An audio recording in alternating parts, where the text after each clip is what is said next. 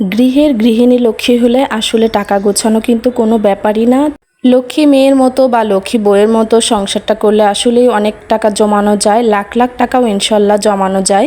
আমি আজকে দেখাবো আমি 600 টাকার মশলা দিয়ে সারা বছর কিভাবে পার করি। তো চলুন শেয়ার করি বাজার থেকে আমি কি কি মশলা কিনতেছি। হ্যালো এভরিওয়ান, আসসালামু আলাইকুম, welcome back to my new another blog. মাসপি জলডান ব্লগ থেকে মাসপির মম বলতেছি। কি অবস্থা সবার, কেমন আছেন সবাই? আই হোপ যে যেখানে আছেন ভালো আছেন, সুস্থ আছেন। ব্লগটা শুরু করেছি মশলার দোকান থেকে। ছেলেকে স্কুলে দিয়ে আমি মশলার দোকানে চলে এসেছি। কি কি মশলা আইটেম নিয়েছি সেগুলো এখন আপনাদের সাথে শেয়ার করি। 600 টাকার মধ্যে আমি যে মশলা নিয়েছি, আমি নিয়েছি তেজপাতা, তারপরে নিয়েছি দারচিনি, তারপরে তিল, কালো জিরা, জয়ফল, জয়ত্রী, জিরা, যা যা মশলা লাগে, মোহরি, ধনিয়া সব কিছুই আর কি নিয়েছি, গোলমরিচ, লবঙ্গ। তো দেখেন অল্প অল্প করে নিয়েছি, 100 গ্রাম, 150 গ্রাম, 250 গ্রাম এভাবে করে নিয়েছি। এই মশলাগুলো আমি এমনভাবে ব্যবহার করব, এই মশলাগুলো দিয়েই আমার সারা বছর পার হয়ে যাবে ইনশাল্লাহ। আর এখানে ভর্তা খাওয়ার জন্য নিয়েছি তিল এবং কালো জিরা, আর সকালবেলা খালি পেটে খাওয়ার জন্য আমি চিয়া সিডটা নিয়েছি। এই মশলাগুলো পরিষ্কার করে ধুয়ে শুকিয়ে আমি যখন একটু হালকা টেলে নিয়ে গুঁড়ো করে সংরক্ষণ করে রাখি, এটা একবার মশলা করলে 6 মাস পর্যন্ত নষ্ট হয় না। তো এই শাহি মশলাগুলো আসলে খুব অল্প করে নিয়েছি, শাহি জিরা, কারণ এগুলো খুব একটা কিন্তু রেগুলার লাগে না। যখন আপনার শাহি রান্নাগুলো করা হয় তখন এই মশলাগুলো আমি ব্যবহার করি। আসলে একেবারে টাকা দিয়ে মশলা কিনলে দেখা যায় মশলাগুলো অনেক দিন পর্যন্ত সংরক্ষণ করে খাওয়া যায়। আর এখানে দেখেন আমি স্টার মশলাগুলোও নিয়েছি। এই মশলাগুলো আসলে রোস্ট, কাবাব, তারপরে বিভিন্ন ধরনের মাংস রান্নার জন্য এগুলো ব্যবহার করা হয়। আর এগুলো দিয়ে রান্না করলে অসম্ভব মজা হয়, আর খুব তাড়াতাড়িও মাংসগুলো কিন্তু সিদ্ধ হয়ে যায়। প্রত্যেক বছরই আমি এভাবে মশলা কিনে ধুয়ে শুকিয়ে সংরক্ষণ করি। তো এখন আমি পরের দিন ধুয়ে রোদে শুকিয়ে নিয়েছি মশলাগুলো, আর এখন এগুলো কৌটাতে সংরক্ষণ করে রাখবো। আর আমি আমার প্রয়োজন মতো ব্যবহার করব। এতে করে এই 600 টাকার মশলা দিয়ে আমি কিন্তু অনেক দিন পর্যন্ত চলতে পারবো। এই টিপসগুলো ফলো করলে আপনিও পারবেন। 1000 টাকা এবং বছরে লক্ষ লক্ষ টাকা জমাই, কত টাকা জমাই সেটাও কিন্তু আপনাদের সাথে শেয়ার করব বলেছি আমি আগের ভিডিওতে। তো টাকাগুলো এখন জমানো শুরু করেছি, যখন একসাথে অনেকগুলো টাকা হয়ে যাবে তখন আমি আপনাদের সাথে শেয়ার করব। সবগুলো মশলাই আমি একদম শুকনো ভাবে শুকিয়ে একদম শুকনো পাত্রে সংরক্ষণ করে দীর্ঘদিন পর্যন্ত রেখে দিব। তো এই মশলাগুলো একদম সবগুলো একবারে এক কৌটার মধ্যেই রেখে দিচ্ছি। এগুলো যেহেতু খুব একটা বেশি পরিমাণে কিনি নেই, একদম স্পেশাল রান্নার জন্য এই মশলাগুলো আমি কিনেছি। শুধু যেদিন স্পেশাল রান্না হবে সেদিনই এগুলো আমি ব্যবহার করব। একজন বুদ্ধিমতী গৃহিণী কিন্তু সংসার নিজের হাতে সামলিয়ে বাজার খরচ চালিয়েও কিন্তু মাসে ইচ্ছে করলে হাজার হাজার লক্ষ লক্ষ টাকাও গুছাতে পারে। মাসে হাজার হাজার টাকা গুছালে বছরে তো লক্ষ লক্ষ টাকা গোছানোই যাবে, তাই না? যেহেতু আমরা ঘরে বসে কাজ করি, ইনকাম করি না, তো আমরা যদি বাজার খরচ থেকে একটু কিছু টাকা সঞ্চয় করতে পারি তাহলে দেখবেন ওইটা অনেক কাজে লাগবে। আর আমাদের হাতে টাকাটা যখন থাকে তখন কিন্তু দেখবেন খুব ভালো লাগে। আমাকে বাসা থেকে স্কুলের জন্য যে খরচ দেয়, আমি কিন্তু স্কুলের খরচ থেকেও, হাত খরচের টাকা থেকেও কিছু টাকা আমি সেভ করি। এরকম করতে করতে মাশাআল্লাহ অনেকগুলো টাকা সেভ হয়ে গিয়েছে। তো একে একে সব মশলা আমি কৌটাতে ভরে নিচ্ছি, এখানে কিশমিশগুলোও ভরে নিচ্ছি। আপনিও চেষ্টা করলে পারবেন অবশ্যই। প্রত্যেক মাসের বাজার থেকে আপনি পরিমাণ মতো খরচ করে, পরিমাণ মতো বাজার করে আপনি চলে দেখবেন আপনারও বাজার খরচ থেকে হাজার হাজার টাকা আপনি মাসে গুছাতে পারবেন। এই 600 টাকার মশলা দিয়ে যদি আমি সারা বছর চালিয়ে নিতে পারি তাহলে দেখবেন যে আমার কিন্তু মাসে বা বছরে আর মশলা কিনতে হবে না। তাহলে কিন্তু আমার টাকাগুলো বেঁচে যাবে। আর যখন একটু অতিরিক্ত মেহমান হবে তখন কিন্তু হালকা পাতলা একটু মশলা লাগলে ওটা আমি ম্যানেজ করে নিব।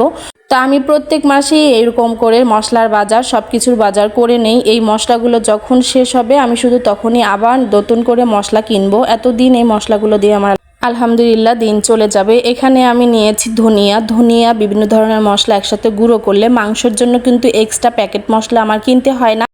যেহেতু বাড়ির মশলা থেকেই আমি মাংস, বিরিয়ানি, কাচ্চি সব কিছু রান্না করি, রোস্টের মশলাও তৈরি করি, এক্ষেত্রে দেখা যায় আমার বাইরের যে প্যাকেট মশলা আছে সেটা কিনতে হয় না। এতে করে আমার অনেকগুলো টাকা সেভ হয়।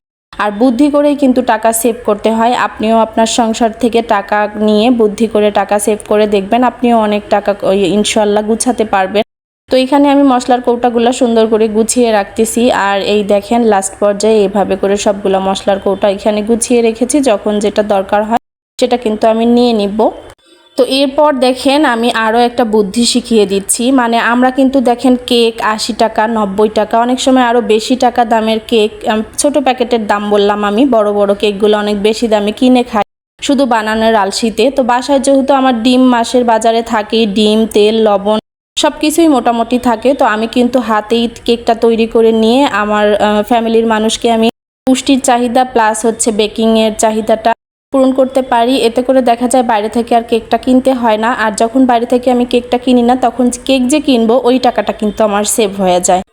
এই কেকটা দিয়ে বিকেলের নাস্তা করতে পারেন, কিংবা আপনি কোনো মেহমান আসলে তাকেও দিতে পারেন, বাচ্চার টিফিনে দিতে পারেন, বা আপনি সকালবেলা কলার সাথে খেতে পারেন। এতে করে দেখা যায় বাইরে থেকে খাবার কেনার প্রয়োজনটা একদমই হয় না, অনেকগুলো টাকা আলহামদুলিল্লাহ সেভ হয়। দেখবেন সপ্তাহে এই কেকটা দিয়ে তো আমার 3 জন ফ্যামিলির মানুষ, তো 3-4 দিন 5 দিন চলে যাবে, তো আমার এক সপ্তাহ কিন্তু কেকের খরচটা বেঁচে যাচ্ছে। কেক বানাতে যা যা লাগে মোটামুটি সব কিছুই আমি 1 মাসে কিনে রাখি, অল্প অল্প করে ব্যবহার করি। আর একটা কেক বানালে যেহেতু আমার এক সপ্তাহের মতো চলে যাবে, আমরা মাত্র 3 জন মানুষ, আর হচ্ছে সবাই সবসময় যে কেকটা খাওয়া হয় তা কিন্তু না।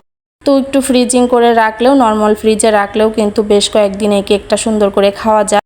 আর ঘরে যে আটা থাকে রুটি বানানোর জন্য, সেই আটাটা থেকেই কিন্তু এই কেকটা তৈরি হচ্ছে, এক্সট্রা তেল লাগতেছে না বাজার থেকে, মানে কোনো মশলা কিনতে হচ্ছে না কেকের জন্য। বাসায় তৈরির জিনিসপত্র দিয়েই কিন্তু আমি এই কেকটা বানিয়েছি। এতে করেও কিন্তু আমার অনেকগুলো টাকা সেভ হচ্ছে। তো বুদ্ধি করে যদি নাস্তা আইটেমগুলো বাইরে থেকে না কিনে বাসাতেই বানাই, তাতে করে কিন্তু অনেকগুলো টাকা সেভ করা যায়। আমি এইভাবে করেই বুদ্ধি করেই হাজার হাজার টাকা সেভ করতেছি, আপনারাও করতে পারেন। ইনশাল্লাহ ট্রাই করে দেখবেন, একটা মাস এভাবে চলে দেখবেন আপনিও কিন্তু হাজার হাজার টাকা গুছাতে পারবেন। ছেলে কেক খেতে চেয়েছিল, তো তাই ছেলের জন্য রাতে বসে বসে কেক বানাচ্ছি আর আপনাদের সাথে আমি গল্প করতেছি। আসলে আমার বুদ্ধিটা কেমন সেটা একটু জানাবেন। এই ধরনের টিপস ফলো করে আসলেও কি টাকা জমানো যায়, আপনি একটু ট্রাই করে দেখবেন, ঠিক আছে? তো কেকের উপর দিয়ে আমি কিছু কিশমিশ দিয়ে দিচ্ছি, যেহেতু বাজারের ফ্যামিলি কেকগুলোর মধ্যে কিশমিশ থাকে, তো সেই ধরনের স্বাদ আনার জন্যই আমি কিশমিশটা দিয়ে দিয়েছি। আর কেক কিন্তু আমি একদম ঘরোয়া উপায়ে, মানে একদম চুলাতে বানাবো। ওভেনে কেক বানালে আমার দেখা যায় কেকটা খুব ভালোভাবে ফুলে না। তো এখন আমি এই যে কেকটা বসিয়ে দিলাম, ঢাকনাটা ঢেকে টিস্যু দিয়ে এই ঢাকনাটা আমি একদম বন্ধ করে দিলাম, যেন বাতাসটা বের হয়ে না যেতে পারে। আর একদম লো হিটে এই কেকটা আমি বানিয়ে নিব।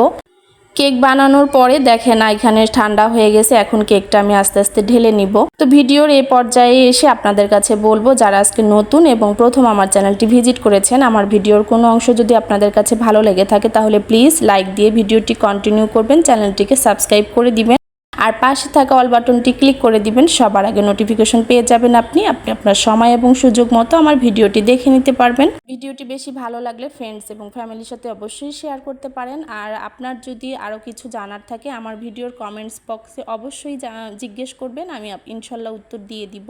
তো দেখেন এর মাঝে মাঝে যে কিশমিশ দিয়েছি, মাশাল্লাহ কত সুন্দর হয়েছে, দেখতেও কিন্তু অনেক লোভনীয় হয়েছে। এতে করে যে আমার বেবি ফুডটাও কিনতে হবে না, আমার বেবি এটাই খাবে আলহামদুলিল্লাহ। তো অনেক সুন্দর কেক হয়েছে। কেকটা কেটে এখন আমি বক্সে ভরে রাখবো। এটার 2 পিস কেক খেলে, কলা খেলেই দেখবেন নাস্তা হয়ে যায় আলহামদুলিল্লাহ। ভিডিওতে অনেক কথা বলেছি, কথার মাঝে যদি কোনো ভুল ত্রুটি হয়ে থাকে অবশ্যই ক্ষমাসুলভ দৃষ্টিতে দেখবেন। কোনোটা ভুল হলে সেটা সঠিক করে দেওয়ার চেষ্টা করবেন। কমেন্ট বক্সে জানাবেন আমার কোন জায়গাটায় ভুল আছে, তাহলে কিন্তু আমি খুব খুশি হব। অনেকেই অনেকভাবে আমার পাশে আছেন, তো আমার পাশে থাকার জন্য অসংখ্য অসংখ্য ধন্যবাদ সবাইকে। ভালোবাসার মানুষগুলো পাশে আছে বলেই আমি আজ এত দূর এগিয়ে আসতে পেরেছি। সবার জন্য দোয়া এবং শুভকামনা থাকলো। কেকগুলো এখন আমি বাটিতে বক্সে রেখে দিব, যখন যার ইচ্ছা এখান থেকে নিয়ে কলা বলেন বা অন্য কিছু বলেন বাটার দিয়ে খেয়ে নিতে পারবে আলহামদুলিল্লাহ। আর কেকের বাটার আমি বাসায় বানিয়ে থাকি। কেকটা দেখতে অনেক লোভনীয় হয়েছে, কেমন হয়েছে কমেন্ট করে কিন্তু অবশ্যই জানাবেন। তো ভিডিওটি আজকে এখানেই রেখে দিচ্ছি, দেখা হয়ে যাবে নেক্সট ভিডিওতে। ততক্ষণ পর্যন্ত সবাই ভালো থাকবেন, সুস্থ থাকবেন আর আমাদের জন্য দোয়া রাখবেন। আল্লাহ হাফেজ সবাইকে, আসসালামু আলাইকুম।